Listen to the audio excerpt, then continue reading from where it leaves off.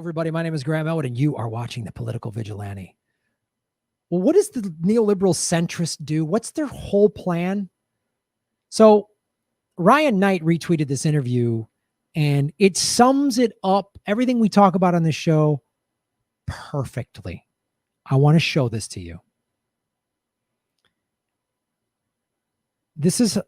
Watch this video if you want to gain a better understanding of why centrism is both an extreme and failed ideology. The kind of politics we have now, where the left is represented by this kind of Obama-Macron-style centrism, where you're both for the market and for bureaucracy at the same time, is kind of horrible, right? The only possible appeal of that kind of politics is, well, at least they're not Nazis, right?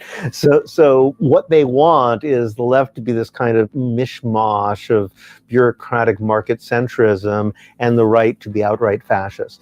To set the ball rolling in an actual left direction will make that centrism look like utterly unappealing. In France, sometimes they talk about make that centrism look utterly unappealing. That's why they subvert progressives like Bernie and others. That's why when someone tries to be a progressive like AOC, they say, we're going to put you on some committee in the basement talking about shoes, and she acquiesces. That's why Pelosi endorses all these people that are running against. She endorses all these corporate Democrats. That's because it makes them look so bad. So this is critical. This is from Double Down News, by the way.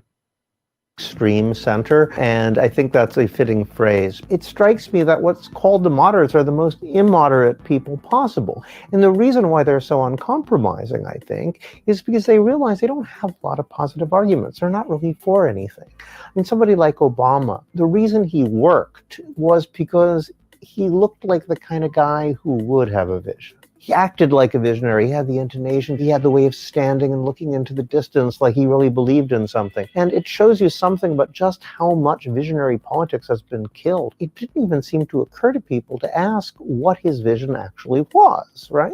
Because it turns out, insofar as he had a vision, his vision was not to have a vision. He believed in pragmatism and compromise and so forth. And that's what the center has been reduced to. It's become this pure set of performative symbols. And at the same time, you get to feel morally superior, which is ultimately what liberal centrism is all about, is the ability to feel better than other people.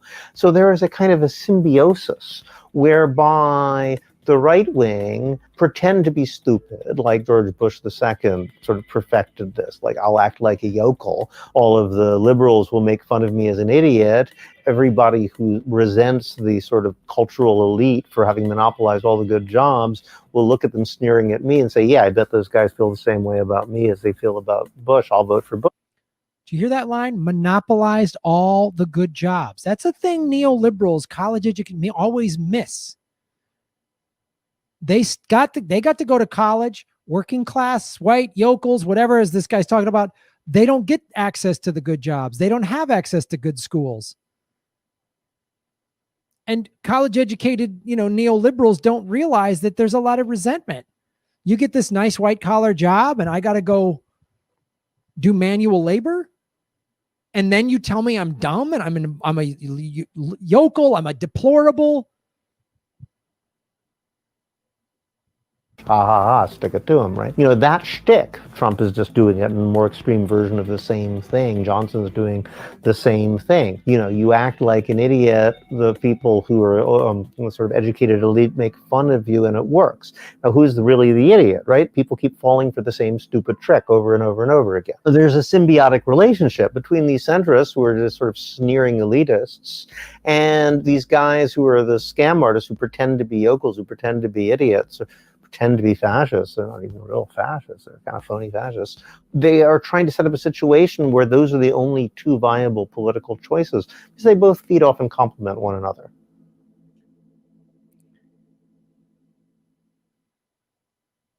That was David Graeber, who passed away this year.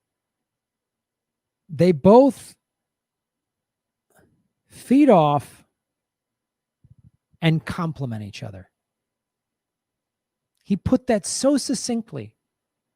The centrists don't like going up against actual lefty people, because when they go against the actual left, what he said, they have no ideology. I'm with her isn't a policy. Build back better. What is it? They looked into Kamala Harris said 3 times in the VP debate that they will not ban fracking. That's their bold stance. You talked about Obama would look in. You thought I got drawn into the Obama thing, hope and change, and he's going to have he's the smartest guy in the room. He's going to come in with he's like 3-dimensional chess. He is a very smart guy, but you thought he was going to do all these big sweeping things, and he didn't. When they had control of the House and the Senate, he didn't. We could have had free health care. He could have saved 6 million people from foreclosure, me being one of them, many of you. He could have gotten us out of Iraq and Afghanistan like he said he was going to. Instead, he upped the troop count in Afghanistan. He pulled us out of Iraq, kinda, and then just kept the never-ending drone strike special op wars going in 5 new countries, bringing our total to 7 wars. He dropped more bombs than Bush. He had no vision. They have no vision. There's no bold vision. We're still talking about FDR's New Deal because it was bold. You could say he was trying to save capitalism, whatever. He did Japanese internment camps. There's plenty of stuff to be critical of FDR on, but his New Deal got us out of the Depression.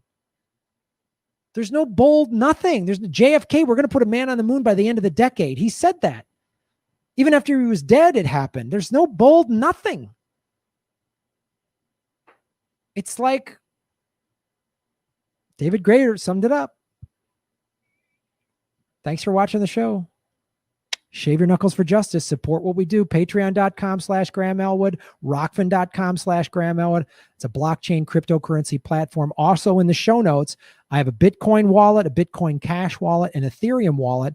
And if you join Coinbase using the affiliate code in the link below, with $100, you get $10 in free Bitcoin. I get $10 in free Bitcoin. Great ways to support the show. I'm also on Venmo. I got a PayPal button at GrahamElwood.com. Like, share, subscribe. Thanks for watching what we're doing so I can bring you. They're not that. By the way, they didn't play that David Graeber interview on MSNBC or Fox or ABC or anybody like that. You got to come to a show like this to get that. And thanks for Ryan Knight for tweeting that out. Boom.